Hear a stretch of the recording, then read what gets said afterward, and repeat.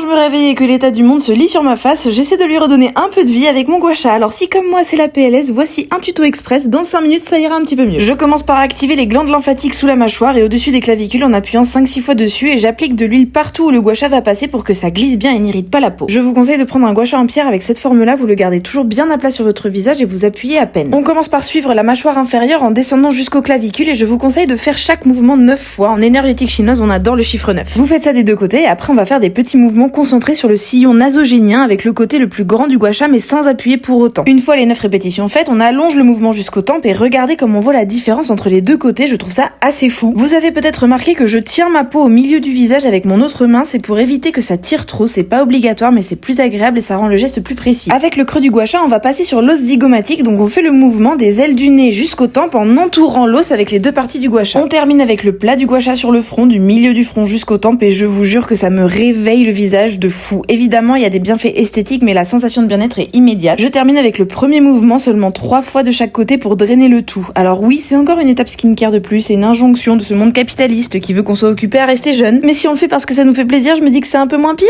Oui, je sais, c'est pas syntaxiquement correct de dire moins pire, mais c'était pour la rime.